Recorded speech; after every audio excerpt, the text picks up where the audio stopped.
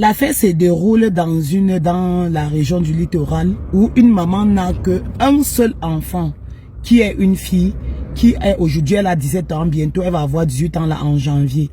Elle découvre après 2 ans que sa fille est recto verso. Vous n'allez jamais imaginer. C'est que où cette maman est à l'heure où nous parlons et c'est qu'elle peut être en train de... Par quoi elle est en train de passer. Donc, c'est l'histoire que je viens vous raconter ce matin. Prêtez-moi votre oreille, écoutez et apportez quelque chose en commentaire pour soutenir cette maman qui est dépassée. La petite a réussi son bac à l'âge de 16 ans. C'est-à-dire elle a réussi son bac en 2020 quoi. Elle est entrée à l'université. La maman l'a envoyée un peu plus loin. Je ne peux pas mentionner le nom de l'université, c'est pas bon. Un peu plus loin et a donc cherché une chambre pour elle à proximité de l'université. Elle a fait la première année, elle a entamé la deuxième année, l'année 2022 que nous sommes. Bon, la mère n'a rien remarqué de mal et tout et tout. Chaque fois elle avait les petits besoins, elle appelait la maman, elle demandait, la maman donnait, elle n'avait pas de problème. Mais, curieusement, la mère de toute l'année passée, la mère n'était pas allée rendre visite à sa fille. Cette année-ci, elle a donc pris le week-end surpassé pour aller chez sa fille. Donc elle est arrivée, la petite faisait le ménage, elle a dû connecter son téléphone sur son écran de télé parce qu'elle a l'écran, elle a une télé. Elle a connecté son téléphone. Elle avait le sol, elle chantait la musique qui jouait. Bon, elle est partie, je ne sais, vider la poubelle selon ce que la maman m'a expliqué. Et la musique a fini de jouer curieusement. Et il se peut que ça a commencé donc à lire les voices. La mère a entendu la voix de sa fille dans les voices. Mais c'était la voix, elle parlait de l'amour, mais plutôt avec une fille. La fille répondait, il se disait tellement de choses. À un moment donné, la mère a cru qu'elle entendait mal. Mais c'était vraiment ça. La fille lui disait qu'ils avaient même un programme en décembre d'aller passer Noël quelque part ensemble et tout, à Kribi là-bas. La mère se dit que, mais est-ce que je suis en train de mal comprendre? Mais elle ne connaît pas manipuler le téléphone pour faire revenir la vidéo.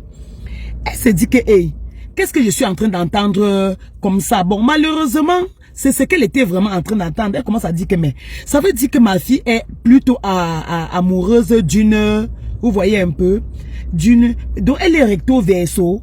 Elle commence à penser comme ça. Subitement, la fille entre, la maman lui dit que, mais je viens d'entendre quelque chose là. Ce n'est pas ta voix là qui cause avec une autre fille, les trucs comme ça. La fille dit que non, ce n'est pas ça, ce sont des jeux que nous faisons ensemble. La maman dit que non. Les jeux, comment? J'ai bien suivi. Plusieurs fois se sont écoulés et j'ai suivi de bout à bout comment tu causes et tout. Elle te commande même souvent des taxis et autres. Mais il s'agit même de qui? C'est là que ça a déclenché quelque chose de sérieux entre la mère et la fille, quoi. La fille, c'est parti dans tous les sens. La mère pensait qu'à un moment donné, la fille va lui dire que vraiment continue à nier et lui faire comprendre que ce que tu vois là, ce n'est vraiment pas ça. Mais sauf qu'à un moment donné, la fille ne va pas dire comme ça. Donc la fille va lui dire clairement que elle a le choix de faire ce qu'elle veut faire de sa vie et que sa mère n'a aucun droit sur elle. La maman demande que je n'ai aucun droit sur toi et alors qu'elle paye ton école. Elle dit que non, mais si tu ne payes pas, moi je vais payer. Ça a déclenché un truc de, je ne sais pas comment dire. La fille lui a dit qu'elle a fait son choix et demandé à sa maman comment tu n'avais même pas remarqué depuis quand j'étais encore au lycée. Cette histoire commence quand je suis au lycée. Ça m'a dit que, mais moi je ne sais même pas que tu connaissais même l'homme au lycée. Moi je sais justement, je ne connaissais pas l'homme. Tu n'as pas remarqué que je connaissais l'homme parce que je connaissais plutôt les filles. C'est parti comme ça, la maman là est partie de là en pleurant. Elle a même arraché le téléphone, comme je vous dis, pour rentrer chez elle avec le téléphone. C'est quand elle vient, elle veut poser le problème en réunion de famille, qu'on lui fait même comprendre que le téléphone que la mère a, c'est un iPhone 13. La mère ne savait même pas. C'est que on lui dit que non, le téléphone que tu as là, c'est un téléphone qui coûte des millions. La mère ne savait pas. Elle a demandé que coûtait le million, comment on lui dit que non. C'est un téléphone qui au moins à 1 million de francs et plus même. Et voire même avoisiner même 2. La mère dit que, hey, donc la mère s'est écroulée comme ça, comme je vous dis. Et c'est l'unique enfant, comme je vous dis. C'est l'unique enfant. Quand j'ai suivi, cette maman me dit que si elle était dans la sorcellerie, elle donnerait cette fille comme un bonus. J'ai compris à quel niveau la colère de cette maman est arrivée. Et moi, je ne sais pas ce que je peux apporter dans cette histoire comme conseil. J'ai dit ce que je peux dire. Cette fille est dans sa position. Parce qu'elle est plutôt en train de menacer qu'on doit venir lui donner son téléphone. Et le plus tôt sera le mieux. Ça, c'est ce qu'elle est en train de dire. On ne vous dira jamais ce qu'on a trouvé dans ce téléphone-là. On ne peut même pas dire ça ici en commentaire. Je ne peux même pas dire, en tant que maman, je ne peux même pas parler. Cette maman est effondrée. Vous connaissez comment dire que l'orage s'abat sur votre vie. C'est ce qui s'est réellement passé avec cette maman. Donc, je ne sais pas quand moi je viens aussi poser, c'est pour que, vraiment, que ceux qui blaguent beaucoup s'abstiennent. Que quelqu'un puisse nous dire ce qu'elle en pense pour que... Bonjour la team, bonjour les amis, comment allez-vous? J'espère que vous allez bien. Nous venons de suivre cette vidéo de cette maman qui a demandé est-ce qu'on pourra donner est-ce qu'on peut donner notre avis par rapport à ça. Cette vidéo, ça fait pas mal que je l'ai parce que cette vidéo elle date depuis longtemps. Je l'ai enregistrée en disant qu'à un moment donné, je pense que je devrais expliquer cette vidéo, ce que je perçois, comment est-ce que je ressens l'énergie et donner mon point de vue par rapport à ça. Donc je l'ai assez mal, je l'ai gardé et je me disais que quand le moment viendra, je vais essayer de donner mon point de vue et dire ce que je pense, ma vérité, comment est-ce que je perçois l'énergie en tant que clairvoyant, en tant que consultant holistique, en tant que accompagnant holistique ou bien énergéticien. Tout en sachant que ce que je vais dire ici, ça ne concerne que moi, c'est ma vérité à moi. Et je pense que je suis responsable de ce que je dis ici. Et si ce que je dis ici ne vous correspond pas, il n'y a pas de souci, je vais respecter ça parce que nous sommes dans un monde relatif. Et étant dans un monde relatif, il y a plusieurs vérités relatives, il n'y a pas de vérité absolue.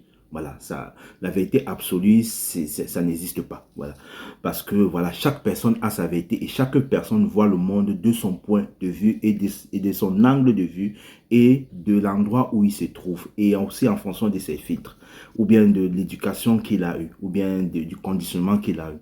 Donc, je tiens à rappeler ici que pourquoi je fais cette vidéo, tout simplement parce que ça fait pas mal longtemps, ça fait pas mal de temps, je reçois des familles, des parents qui viennent qui viennent souvent me parler de la sexualité de leurs enfants. Donc certains parents, surtout des parents africains, ne comprennent pas pourquoi est-ce que leurs enfants ne puissent pas suivre l'orientation sexuelle qui a été dicté par tout le monde, donc la norme, quoi, voilà. Ils ne comprennent pas pourquoi ils ont un garçon et ce garçon est attiré par un autre garçon. Ils ne comprennent pas pourquoi quand ils ont une fille, cette fille est attirée par d'autres filles, comme la femme l'a expliqué dans la vidéo. Donc ça fait pas mal, ça fait pas mal de temps. Cette vidéo, je l'avais enregistrée dans mon téléphone et j'avais dit que le moment venu, je vais essayer d'expliquer cela pour plus donner mon point de vue, pour que les gens puissent comprendre pourquoi de tels phénomènes peuvent parfois arriver. Voilà. Donc, et je pense que le moment est venu. J'avais fait une vidéo sur ma chaîne YouTube où, dans la rubrique Éveille ta conscience, je ne sais pas si c'est le quatrième ou le cinquième numéro, où je parlais de la structure de l'être, de la structure humaine. Donc, avant de se réincarner, euh, euh, une âme peut se structurer de différentes façons et je vais expliquer ici en donnant mon point de vue. Je tiens à dire que je ne suis pas là voilà, pour encourager cela. Je n'encourage rien. Je donne juste mon point de vue. Je n'encourage pas non plus le fait que d'après la vidéo, cette fille elle répond à sa maman de façon arrogante. Moi, je ne suis pas pour ça. Voilà, donc tout ce que je souhaite, c'est juste essayer d'apporter mon point de vue pour que les parents à un certain niveau puissent prendre conscience que c'est des phénomènes qui arrivent et que ça peut arriver. Donc, imaginez que si ça vous arrive à vous et que vous êtes parent, vous avez un enfant qui a une orientation sexuelle différente de ce qui est normal, de ce qu'on croit être normal, qu'est-ce que vous allez faire? Est-ce que vous allez rejeter cet enfant parce qu'il a adopté cette attitude-là ou bien parce que vous devez accepter cet enfant et l'aimer tel qu'il est? Donc, c'est la question que je vous pose. Parce que quand une âme décide de faire une incarnation et de faire certaines expériences, que ce soit le parent ou peu importe, cette âme va faire cette expérience, le parent ne pourra absolument rien faire. Je prends le cas pourquoi? Parce que je me suis rendu compte que quand j'étais jeune, voilà, on était tous enfants et on arrivait déjà à l'âge de la puberté. Il y avait qu'une fille il y avait qu'une fille qui n'aimait pas être avec les filles, qui passait tout son temps, qui voulait tout le temps être avec les garçons, tu vois. Et de telle manière que moi, je ne comprenais pas pourquoi cette fille-là, c'était à peu près deux filles dans mon quartier, qui aimaient tout le temps passer, qui voulaient toujours tout passer tout le temps avec les garçons. Et quand maintenant elles sont arrivées à l'âge de puberté, quand les seins repoussaient, qu'est-ce qu'elles ont fait? Elles attachaient leurs seins pour qu'on ne puisse pas voir leur féminité. Elles adoraient faire tout ce que les garçons faisaient, jouer avec les garçons, s'amuser avec les garçons, faire les sports des garçons, faire le jeu des garçons. Vous voyez? Donc, quand vous avez un enfant comme ça, que c'est naturel, vous les parents, qu'est-ce que vous deviez faire? Est-ce que vous devez rejeter cet enfant-là? Parce que si vous rejetez cet enfant en l'imposant votre choix, je pense que vous deviez entrer en clash avec cet enfant, comme la femme a fait, comme cette femme et son enfant. Vous voyez? Donc, moi, je pense qu'une âme, quand elle vient s'incarner, elle a un processus d'incarnation, elle a une intention d'incarnation, elle a une expérience à faire, que ce soit une expérience sexuelle. Et une âme se structure de différentes façons. Donc, je vais revenir sur, par rapport à ce que j'avais dit dans la vidéo d'éveil ta conscience sur la chaîne YouTube, pour dire comment est-ce qu'une âme se structure. Donc, moi, j'ai dit, on est bien d'accord que non, on a des corps, on a une âme et on a un esprit. On a des corps, on a à peu près 7 corps. Parmi les 7 corps, il y a un corps physique, le corps que nous avons, et nous avons 6 corps éthériques. Dans les corps éthériques, les corps subtils, autant pour moi, dans les corps subtils, nous avons le corps éthérique, nous avons le corps émotionnel, où sont stockées toutes nos émotions. Nous avons le corps mental, où sont stockés tout ce que nous avons construit, notre subconscient, toutes nos pensées, toutes nos croyances. Nous avons maintenant le corps spirituel, le corps causal, qui est le corps qui nous lie à toutes les émanations de nous, ou bien qui nous lie à toutes les incarnations, ou bien qui nous lie à tout l'espace-temps, qui est le corps qui est la cause de notre incarnation sur Terre. Et ensuite, nous avons le corps bouddhique et le corps atmique. Après, nous avons maintenant un esprit. Donc, et l'esprit aussi est polarisé. On a un esprit féminin, je dis bien l'esprit humain, pas l'esprit divin, le Saint-Esprit, parce que nous avons tous un esprit divin. Nous avons un esprit humain masculin et un esprit humain féminin. Et à ça, on a un corps humain masculin et on a un corps humain féminin.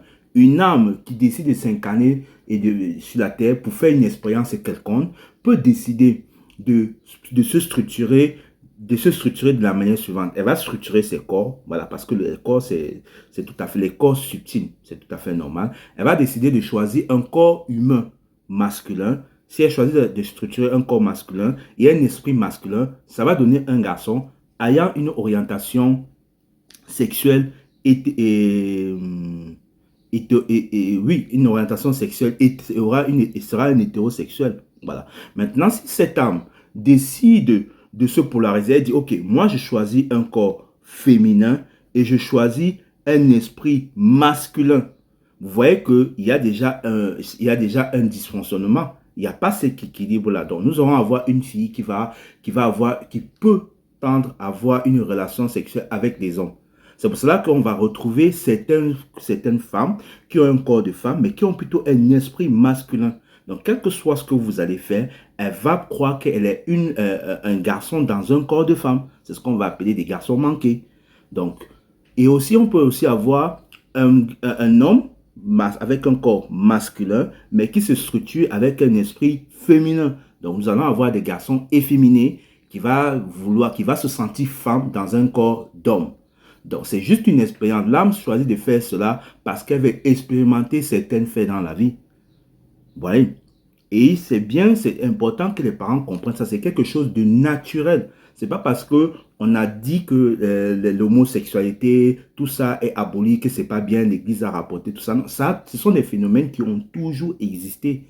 L'homosexualité, des personnes qui couchent du même sexe, ça a toujours existé. Si maintenant c'est populaire, pourquoi? C'est parce que si maintenant c'est populaire, tout simplement parce que aujourd'hui, on peut filmer des choses, on peut raconter des choses, on peut parler des choses, et ce qui fait que c'est plus mis en avant. Ce sont des phénomènes qui ont toujours existé. Même à l'époque de Jésus, ça a toujours existé, l'homosexualité. Même dans la Bible, il y a des passages où ça parle de ça. Voilà, que les chrétiens ne viennent pas ici. Non, je ne vais pas répondre aux questions. c'est ma vérité, je dis ce que je dis. Si ça vous parle, c'est bien. Moi, mon problème, c'est quand vous avez un enfant comme ça, qu'est-ce que vous faites? Et maintenant, je vais revenir à un transsexuel. Un transsexuel, c'est une personne qui se structure corps masculin, féminin, moitié-moitié, et un esprit humain, moitié garçon, moitié fille, avec un corps moitié garçon, moitié fille. Ça donne un transsexuel. Quand vous avez un enfant qui se comporte comme ça, qu'est-ce que vous allez faire? Est-ce que vous allez rejeter votre enfant ou est-ce que vous allez l'aimer et l'accepter tel qu'il est? Parce que en Afrique, dans des pays, il y a beaucoup de parents qui se mettent en désaccord, qui se séparent avec l'enfant par rapport à ça. Est-ce que vous allez perdre votre enfant parce qu'il est un transgenre? Est-ce que vous allez perdre votre enfant parce que vous avez peur du regard des autres? Parce que généralement, les parents, ils n'acceptent pas ça, ils rejettent ça parce qu'ils ont peur du regard qu'on va porter sur eux. Ils ont peur de ce qu'on va dire. Donc, ils ne le font même pas par amour pour un enfant, mais par amour pour le regard qu'on porte sur eux. Et j'en reçois plein de femmes ici. Même dernièrement, une femme m'a posé. Elle m'a dit que son fils était gay, mais elle voulait retirer ça de son fils. Je lui ai dit que, madame, on ne peut pas. C'est sa nature, il est structuré comme ça. Ou vous l'acceptez tel qu'il est, vous faites la paix avec lui, vous l'accompagnez pour qu'il ne ressente pas le rejet et l'abandon. Parce que s'il ressent le rejet et l'abandon, il risque de couper les ponts avec vous. Ou vous l'aimez, vous l'acceptez tel que lui, tel qu'il est, vous l'accompagnez dans ça et vous le soutenez. Voilà, vous allez vivre en paix, en harmonie. On ne peut pas changer la nature de quelqu'un. Est-ce que vous, on change votre... Quand vous êtes hétérosexuel, est-ce qu'on peut vous changer cette nature-là?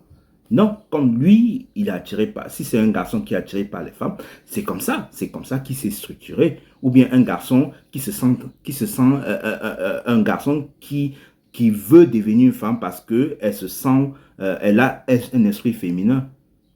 Donc moi, je fais ça pour sensibiliser les parents, pour que vous ne puissiez plus rejeter vos enfants par rapport à ça. Donc ne rejetez plus vos enfants en disant, voilà, mon enfant est ça, je ne t'accepte pas, je ne t'aime pas, change cela. Vous ne pouvez pas changer cet enfant, même si vous le faites, vous faites 80 000 prières. Il y a plein de témoignages sur Internet qui existent. Dernièrement, il y a un monsieur en Allemagne qui a fait un témoignage. Les parents, ils l'ont amené, ils ont fait des prières. On a dit qu'il y a le démon. Les pasteurs ont prié, ils ont fait 100 jours de prière. Mais jusqu'à là, vous ne pouvez pas changer, vous ne pouvez pas dénaturaliser une personne. Vous ne pouvez pas dénaturaliser une personne. Soyez un peu ouvert d'esprit. Donc, moi, c'est ma modeste contribution. Et je ne vais pas juger ces gens-là parce que c'est l'âme qui décide de faire une expérience. Votre âme peut décider de faire une expérience du sexe ou de faire l'expérience sexuelle avec le même sexe. C'est pour une raison. C'est lui qui sait pourquoi il fait cette expérience-là. Voilà. Parce que le but de la vie, c'est de faire des expériences. Donc, moi, je condamne l'attitude de la fille envers ses parents, mais aussi si la maman n'avait pas été agressive. Parce que déjà, l'enfant sait que la maman va la rejeter. Et vous avez vu ce que la maman a dit, qu'elle pouvait sacrifier son enfant. C'est dur, c'est mou. Hein. Quand un enfant, il attend ça, c'est dur. Hein. Comment est-ce qu'elle va se sentir rejetée, même si la maman se fait aussi trahir, se sent trahie. La maman se fait trahir parce qu'elle ne se sent pas trahie parce que l'enfant a choisi ça, mais elle se sent trahie parce qu'elle pense le regard qu'on a dit sur elle. Et c'est sa fille unique. Moi, je pense qu'elle devait même, ne serait-ce faire l'effort de collaborer avec sa fille pour pouvoir comprendre pourquoi est-ce qu'elle a choisi cela. Et d'autres personnes vont me dire que c'est parce qu'elles n'ont pas grandi avec le père. Non, le père n'a rien à voir avec ça. C'est une structuration spirituelle. Ça vient de là-haut. Ça n'a pas question de père. Ça n'a pas question de mère. Non. J'ai dit, celle qui était dans mon quartier, qui voulait devenir un garçon, ils avaient un papa. Et le papa et ses parents faisaient tout pour qu'elle soit féminin, pour qu'elle grandisse. Voilà. Elle ne voulait pas. Les deux, ils avaient catégoriquement refusé. Elles avaient même attaché leur poitrine pour qu'on ne voie pas les seins. Quand on faisait des fédérations, on partait jouer des interquartiers, elle jouait avec des garçons et elle jouait bien. Bah, vous pensez que quand c'est comme ça, est-ce que Dieu ne va pas l'aimer parce que elle a choisi d'avoir une relation avec des filles? Vous pensez que Dieu, elle va aller en enfer par rapport à ça? Si elle va en enfer pour ça, ça veut dire moi je ne vois pas l'amour de Dieu à l'intérieur. Ça veut dire que Dieu aime les gens par condition. Moi je pense que la source universelle, déjà je n'appelle pas Dieu. Là, je dis Dieu parce que voilà, la source universelle nous aime tel que nous sommes. Nous sommes tous les enfants de la source universelle. Et nous sommes là, nous faisons l'expérience à travers Dieu pour savoir qui nous sommes. Et je vais même vous dire une révélation même. Parfois, même ces âmes-là qui font cette expérience-là, c'est parce que dans des vies antérieures, eux-mêmes, ils ont condamné des gens qui étaient hétérosexuels, qui étaient transsexuels ou bien homosexuels dans des vies antérieures. Eux, ils viennent subir, ils viennent vivre ça ici pour subir ce qu'ils ont fait aux autres dans une vie antérieure, une façon de rééquilibrer le karma. Ben oui. Et sachez que quand vous êtes en train de juger un transsexuel, un homosexuel, transsexuel, je ne sais pas quoi, ici, parce qu'on dit bien dans la Bible, même Jésus lui dit, ce que vous jugez, vous le deviendrez. Quand vous êtes en train de faire ça, dans le monde multidimensionnel à côté, parce que on vit dans des mondes parallèles, il y a des mondes parallèles, il y a des parts de vous qui sont la part de votre âme qui fait ces expériences-là dans un monde parallèle. Quand vous jugez ces êtres-là, vous aussi, dans un monde parallèle, vous êtes en train d'être jugé. Et quand cette personne-là, vous, qui êtes en train de juger dans un monde parallèle, vous émettez des émotions qui affectent vous qui jugez ici. Ça s'appelle la multidimension. Donc, les parents, essayez de comprendre vos enfants. Je sais que c'est difficile. Je sais que c'est pas évident. Je vous comprends parfaitement. C'est pas évident d'avoir un enfant qui n'a pas une orientation sexuelle comme les autres. Mais tant que vous n'avez pas accepté votre enfant, tel qu'il a essayé de comprendre, vous allez les perdre. Ça, c'est sûr et certain. Donc, c'est ce que moi, je voulais parler. Si c'était moi, la dame, je venais laisser toutes ces colères, cette haine-là. Si l'enfant aussi a agi comme ça, c'est parce qu'elle s'est sentie rejetée. Laisser tout ça, reprendre ma fille, causer avec elle, pour voir comment est-ce que je peux l'aider, l'accompagner dans ça. Un enfant a juste besoin de comprendre. C'est tout. De se faire comprendre. Parlez doucement. Parce que même si vous faites n'importe quoi, elle ne peut pas changer. C'est sa nature. Parfois, il y a des hommes qui ne sont qu'attirés que par des hommes. Même si vous mettez une fille devant lui, là, il ne peut pas bander. Excusez-moi du mot. Il ne peut pas. Mais si vous mettez un garçon, voilà, qu'est-ce que vous faites? Vous allez le rejeter parce qu'il est comme ça. Si vous le rejetez comme ça, où est l'amour de Dieu dedans? Nous sommes tous différents et c'est la différence des uns et d'autres qui fait la bonté du monde. C'est la différence de l'autre qui te permet de connaître qui tu es et de choisir qui tu es. Bon, cette vie a été longue. Je vous remercie de m'avoir écouté et puis bon, partagez. Si vous voulez vous partager, vous faites ce que vous voulez. Mais moi, j'ai dit ce que j'avais à dire. Bonne soirée à vous.